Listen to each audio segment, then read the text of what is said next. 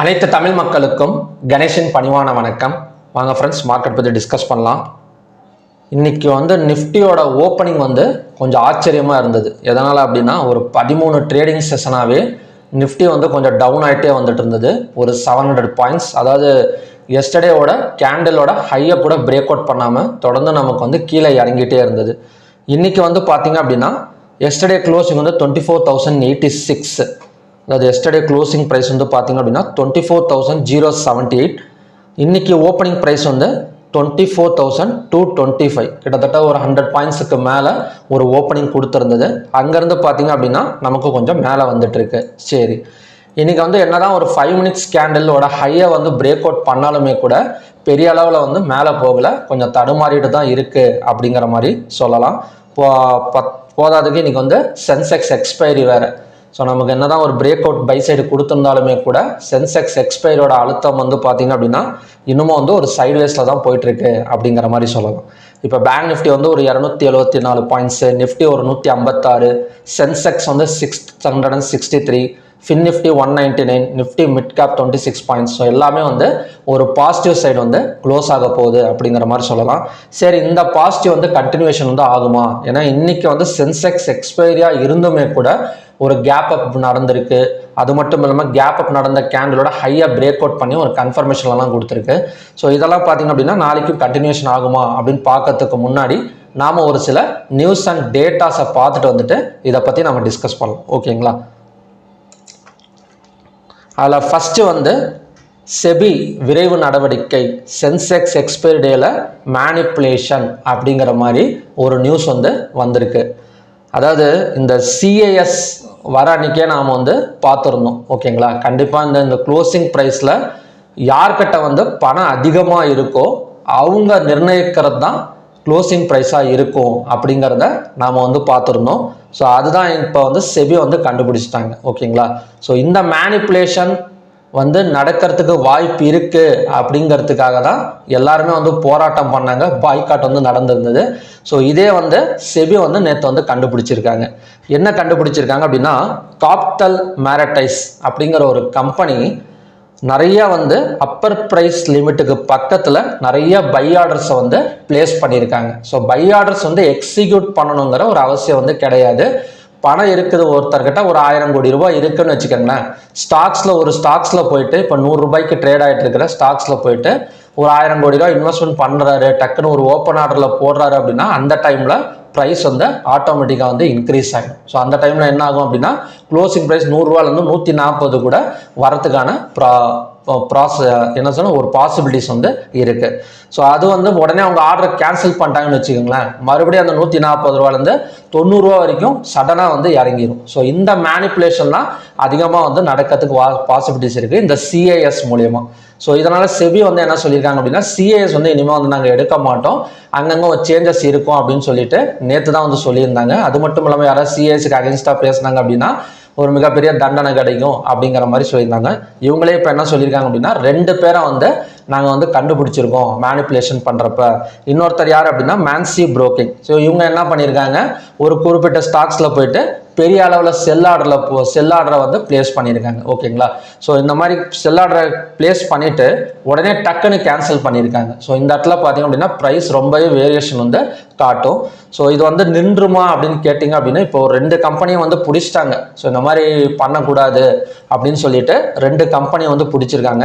So இவங்க மொத்தம் எவ்வளோ பண்ணியிருக்காங்க அப்படின்னா ஒரு 3.68 கோடி ரூபாய்க்கு இந்த மாதிரி தேவையில்லாத வேலை பண்ணியிருக்காங்க. ஸோ இது கண்டினியூஷன் ஆகுமான்னு கேட்டிங்கன்னா, ஒரு 2 கம்பெனி பிடிச்சிருக்காங்க. அதனால் இனிமேட்டு யாரும் இந்த மாதிரி ட்ரை பண்ண மாட்டாங்க அப்படின்னு நினைக்கிறேன். ட்ரை பண்ணால் தெரிஞ்சிருதில்ல. ஸோ அவங்களுக்குன்னு ஒரு மானிட்டர் வச்சுருப்பாங்க. ஸோ அந்த மானிட்டரில் தெரிஞ்சிடும். இனிமேல் யாரும் ட்ரை பண்ண மாட்டாங்க. அப்படி ட்ரை பண்ணாங்க அப்படின்னா இந்த மாதிரி மாட்டிக்கிறதுக்கும் பாசிபிலிட்டிஸ் இருக்குது. இனிமேல் கொஞ்சம் நார்மலான க்ளோசிங் ப்ரைஸ் நமக்கு கிடைக்கலாம். ஓகேங்களா? Next NSC IPO update. அதாவது இன்னைக்கு பார்த்தீங்க அப்படின்னா பிஎஸ்சி ஒரு 2.5% ஃபால் ஆகிருக்கு. சரிங்க, பிஎஸ்சி ஃபால் ஆகிறதுக்கும் இந்த என்எஸ்சி ஐபிஓ அப்டேட்டுக்கும் என்னங்க வித்தியாசம் இருக்குது அப்படின்னா, என்னங்க சம்மந்தம் இருக்குது அப்படின்னா, இப்போ பிஎஸ்சி ஐபிஓ ரிலீஸ் ஆனது, இப்போ பிஎஸ்சி ஷேர் ட்ரேட் ஆகிட்டு இருக்கு. ஓகேங்களா? இந்த பிஎஸ்சி ஷேர் நமக்கு பிஎஸ்சியில் ட்ரேட் ஆகுதா அப்படின்னு கேட்டிங்கன்னா கிடையாது. என்எஸ்சியில் தான் லிஸ்ட் ஆகிருக்கு, என்எஸ்சியில் தான் ட்ரேட் ஆகிட்டு இருக்கு. ஓகேங்களா? அதே மாதிரி என்எஸ்சி ஐபிஓ வந்தது அப்படின்னா அது என்எஸ்சியில் ட்ரேட் ஆகாது, பிஎஸ்சியில் தான் போயிட்டு ட்ரேடிங் வந்து நடக்கும். இப்போ உதாரணத்துக்கு உங்களுக்கு இப்போ ஜெரோதா இருக்குன்னு வச்சுக்கோங்களேன். இப்போ ஜெரோதா வச்சுருக்கேன். இதில் போயிட்டு நீங்கள் வந்து பிஎஸ்சி அப்படின்னு கொடுத்தீங்க அப்படின்னா இந்த பிஎஸ்சி ஷேர் எதில் வந்து ட்ரேட் ஆகுது அப்படின்னா என்எஸ்சியில் தான் உங்களுக்கு வந்து லிஸ்ட்டு காட்டும். ஓகேங்களா? இப்போ என்ன அர்த்தம்? இப்போ பிஎஸ்சியோட ஷேர் வந்து என்எஸ்சியில் இருக்குது. இப்போ என்எஸ்சியோட ஐபிஓ ரிலீஸ் ஆனது அப்படின்னா அது பிஎஸ்சியில் தான் போகும், என்எஸ்சிக்கு வந்து வராது. சரி, இதனால் என்ன அப்படின்னா இப்போ என்எஸ்சிலேருந்து என்ன கேட்டிருக்காங்க அப்படின்னா இப்போ என்எஸ்சியோடது எங்ககிட்டே ட்ரேட் ஆகணும். ஸோ பிஎஸ்சிலையும் ஆனாலும் பரவாயில்ல, பட் என்எஸ்சிலையும் லிஸ்டிங் ஆகணும், இங்கேயும் பார்த்தீங்க அப்படின்னா ட்ரேடிங் நடக்கணும் அப்படின்னு சொல்லிட்டு செபியை வந்து அப்ரோச் வந்து பண்ணியிருக்கிறாங்க. இதுக்கு வந்து செபி வந்து இன்னும் அப்ரூவல் வந்து கொடுக்கல. ஓகேங்களா? அது எப்படி உங்கள் பங்குகளை நீங்களே வந்து ட்ரேட் பண்ணுவீங்க அப்படிங்கிற மாதிரி இன்னும் அப்ரூவல் வந்து கொடுக்கல. ஸோ இது அப்ரூவல் கொடுத்துட்டாங்க அப்படின்னா பிஎஸ்சிக்கு வந்து ஒரு சின்ன அடி மாதிரி, ஏன்னா பிஎஸ்சி இதில் லிஸ்ட் ஆகலை, பட் என்எஸ்சியில் மட்டும் அதே இதில் லிஸ்ட் ஆகுது அப்படின்னா ஒரு சின்ன அடி மாதிரி. ஸோ இந்த ஒரு நியூஸ் மூலயமா பார்த்தீங்க அப்படின்னா பிஎஸ்சியோட ஷேர் வந்து 2.5% வந்து டே ஹைல வந்து இறங்கியிருக்கு. ஓகேங்களா? ஏங்க செபி தான் அப்ரூவல் இன்னும் பண்ணலையே, அதுக்குள்ளார எனக்கு பிஎஸ்சி வந்து இறங்குது அப்படின்னா ஸோ பங்கு சந்தைக்கு தேவை ஆக்ஷன் கிடையாது, ஜஸ்ட் நியூஸ் மட்டுமே போதும். ஓகேங்களா? ஆக்ஷனுங்கிறது அப்புறம், அது நடக்குது நடக்கல அதெல்லாம் பார்த்தீங்க அப்படின்னா அப்புறம் பார்த்துக்கலாம். ஃபர்ஸ்ட் வந்து பயந்துட்டு விற்க ஆரம்பிச்சிருவாங்க. அதுதான் இன்னைக்கு வந்து நடந்திருக்கு. நெக்ஸ்ட் வந்து கோல்டு. இப்போ கோல்டெல்லாம் எஸ்டர்டே வந்து பார்த்தீங்க அப்படின்னா கிடுகிடுன்னு மேலே வந்துருச்சு. இந்த நியூஸ்ல எல்லாம் சொல்லுவாங்கல்ல தங்கம் விலை கிடுகிடு உயர்வு அப்படின்னு, அவங்க வந்து ₹1 100 ஏறினாலே அந்த மாதிரி சொல்லிடுவாங்க. பட் ஒரு பங்கு சந்தையை பற்றி பேசுகிறப்ப நம்ம கிடுகிடு உயர்வுன்னெல்லாம் ஈஸியாக வந்து சொல்லிட முடியாது. ஒரு $100 ஆச்சு நமக்கு வந்து ஏறணும். கோல்டு சில்வரெல்லாம், கோல்டு வந்து $100, சில்வர் வந்து ஒரு $3 அந்த மாதிரி ஏறினா தான் கிடுகிடு உயர்வு அப்படின்னு சொல்லி நாம் வந்து பேச முடியும். அதுதான் பார்த்தீங்க அப்படின்னா நேற்று வந்து நடந்திருக்கு. சரிங்க, இதன் மூலயமா வந்து என்ன நடந்திருக்கு அப்படின்னா இந்த மணப்புரம், முத்தூட் ஃபைனான்ஸ், இந்த கோல்டு சம்மந்தப்பட்ட ஸ்டாக்ஸ் எல்லாம் நமக்கு வந்து கொஞ்சம் மேலே வந்திருக்கு அப்படிங்கிற மாதிரி சொல்லலாம். ஸோ இது எதனால் அப்படின்னா யூஎஸ் ட்ரெஷரி, அதாவது லாங் டேர்ம் பாண்ட் பைபேக் வந்து $4 பில்லியன் வந்து பண்ணியிருக்கிறாங்க. ஸோ இதை இப்படி பண்ணுறதுனால என்ன ஆகும் அப்படின்னா பாண்டுக்கும் யூஎஸ் பாண்டுக்கும் யூஎஸ் டாலருக்கும் சரியான அடி விழுவறதுக்கு சான்சஸ் இருக்குது. ஸோ அதனால் எல்லா இன்வெஸ்டர்ஸும் என்ன பண்ணியிருக்காங்க, இப்போதைக்கு வந்து ஒரு சேஃபஸ்ட் அசெட் என்னவா பார்த்துருக்காங்க அப்படின்னா கோல்டு அண்ட் சில்வரை வந்து பார்த்துட்டு ஸோ அந்த இடத்துல வந்து பணத்தை வந்து டிரான்ஸ்ஃபரேஷன் வந்து பண்ணியிருக்காங்க. இதனால் கோல்டெல்லாம் பார்த்தீங்க அப்படின்னா கிட்டத்தட்ட நமக்கு வந்து ஒரு 2 months ஹையை கூட பிரேக் அவுட் பண்ணிட்டு நேற்று வந்து மேலே வந்திருக்கோம். நல்ல பிரேக் அவுட்னு கூட சொல்லலாம். கோல்டெல்லாம் பார்த்தீங்க அப்படின்னா ஒரு சேனல் நாம் அதை பற்றி டிஸ்கஸ் பண்ணலாம். ஒரு சேனல் பிரேக் அவுட் கூட நடந்திருக்கு. ஓகேங்களா? இதனால் மணப்புரம் வந்து ஒரு 2.9%, முத்தூட் ஃபைனான்ஸுங்கிறது 3.9% நமக்கு வந்து மேலே வந்திருக்கு. நான் ஆல்ரெடி நேற்றே சொல்லியிருந்தேன், சுகர் கம்பெனிஸை பற்றி நாம் வந்து டிஸ்கஸ் பண்ணியிருந்தோம். நேற்று சுகர் இந்த மாதிரி டிமாண்டில் இருக்குது, ஒரு 10% மேலே வந்திருக்கு. இன்றைக்கி கொஞ்சம் மேலே, அதாவது ஒரு 2 நாளில் மறுபடியும் மேலே வரத்துக்கும் சான்சஸ் இருக்குது அப்படிங்கிற மாதிரி பார்த்துருந்தோம். ஸோ இன்றைக்கெல்லாம் போயிட்டு நீங்கள் நேற்று நான் சொன்ன ஸ்டாக்ஸ் எல்லாம் இன்றைக்கி பார்த்துருந்தீங்கன்னு வச்சுக்கோங்களேன், மறுபடியும் வந்து மேலே ஏறி இருக்கும். அந்த இடத்துல ப்ராஃபிட் புக்கிங் நடக்காது. ஏன் அப்படின்னா மார்க்கெட் கேபிட்டலைசேஷன் கம்மியாக இருந்தது அப்படின்னா கண்டிப்பாக ஹைவேட்டேஜ் ஸ்டாக்ஸ்லேயும் வராது, லார்ஜ் கேப்லேயும் வராது. ஒன்று மிட் கேப்பில் வரும், ஸ்மால் கேப்பில் வரும். Mid cap and small cap stocks எல்லாம் பார்த்தீங்க அப்படின்னா அவ்வளோ சீக்கிரம் வந்து ப்ராஃபிட் புக்கிங் பண்ண மாட்டாங்க. கொஞ்சம் நேரம் வெயிட் பண்ணிவிட்டு அதுக்கப்புறம் தான் ப்ராஃபிட் புக்கிங் பண்ணுவாங்க. ஸோ ஒரு நியூஸ் வருது அப்படின்னா ஸோ அந்த ஸ்டாக்ஸை ஃபஸ்ட்டு எதில் லிஸ்ட் ஆயிருக்கு அப்படின்னு பார்க்கும். இப்போ இந்த மணப்புரம், முத்தூட் ஃபைனான்ஸ் எல்லாம் நீங்கள் எடுத்துட்டீங்கன்னு வச்சுக்கோங்களேன், இதெல்லாம் பார்த்தீங்க அப்படின்னா ஒரு நார்மல் வெயிட்டேஜ் ஸ்டாக்ஸ். ஸோ இதிலெல்லாம் நியூஸ் வந்து அஃபெக்ட் அன்றைக்கே வந்து இம்பேக்ட் கொடுத்துரும். பட் அடுத்த நாள் போனீங்க அப்படின்னா அடுத்த நாள் ஓப்பன் பண்ணி நீங்கள் திறந்து பார்த்தீங்க அப்படின்னா ஒரு 1% நீங்கள் எவ்வளோ ஏறின்றதோ அவ்வளோ தூரம் நாளைக்கு வந்து இறங்கிடும். அதுக்கு என்ன காரணம் அப்படின்னா சீக்கிரமாக வந்து ப்ராஃபிட் புக்கிங் வந்து பண்ணிடுவாங்க.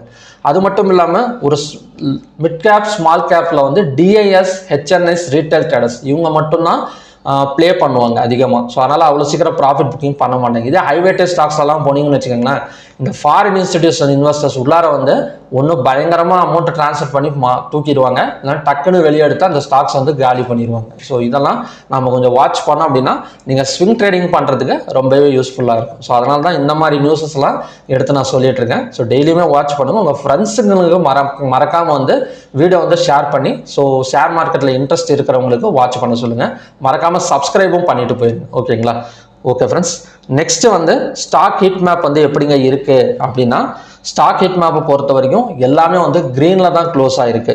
அதாவது இன்னைக்கு வந்து நல்லா பர்ஃபார்மன்ஸ் பண்ணியிருக்கிறது பேங்கிங் அண்ட் ஃபினான்ஸ் ஸ்டாக்ஸ் அப்படிங்கிற மாதிரி சொல்லலாம். அதுக்கப்புறம் Bharti Airtel, IT stocks, so எல்லாம் கொஞ்சம் ஒன்று கூடி ஒரு நல்ல நண்பர்களாக வந்து ரியாக்ட் பண்ணியிருக்கிறாங்க அப்படிங்கிற மாதிரி சொல்லலாம். ஒன்றுக்கு எதுவுமே வந்து எதிரிகள் கிடையாது. இன்னைக்கு எல்லாமே ஒரு நல்ல நண்பர்களாக இருந்து எல்லாமே ஒரு க்ரீனில் தான் கொண்டு வந்திருக்காங்க. அங்கங்கே Hindalco, Nestle IND, Tata chemical, TMPV, so தூரத்தில் ஒரு ஸ்டாக்ஸ் மட்டும்தான் ரெட்டில் இருக்கே தவிர எல்லாமே வந்து க்ரீன் தான். ஸோ குளோபல் இண்டெக்ஸை பற்றி பேசி ஆகணும். காலையிலலாம் ஒரு 8 பாயிண்ட் பக்கம் நெகட்டிவ்ல இருந்தது. இன்னைக்கு வந்து பார்த்தீங்க அப்படின்னா இப்போ வந்து பார்த்தீங்க அப்படின்னா ஒரு 6 பாயிண்ட் பக்கம் நமக்கு வந்து பாசிட்டிவ்ல வந்து போயிட்டு இருக்கு. ஓகேங்களா. நெக்ஸ்ட் வந்து ஓப்பன் இன்ட்ரெஸ்ட் கூட இன்னைக்கு வந்து பெரிய அளவில் வந்து சப்போர்ட் பண்ணலை அப்படிங்கிறது தான் உண்மை. ரெண்டு பக்கமுமே வந்து ஈக்குவலாக தான் இருந்திருக்கு. கால் ஆப்ஷன் சைடும் சரி, புட் ஆப்ஷன் சைடும் சரி. நெக்ஸ்ட் வந்து என்எஸ்சியை பார்த்தோம் அப்படின்னா 3555 ஸ்டாக்ஸ் வந்து ட்ரேட் ஆயிருக்கு. அதில் 2198ங்கிறது பாசிட்டிவ், 1244ங்கிறது நெகட்டிவ், அன்சேஞ்சுங்கிறது 113. 52 வீக் ஹைல வந்து 146 ஸ்டாக்ஸும், 52 வீக் லோவில் வந்து 81 ஸ்டாக்ஸும் ட்ரேட் ஆயிருக்கு. அப்பர் சர்க்கியூட்ல 109, லோயர் சர்க்கியூட்ல 67.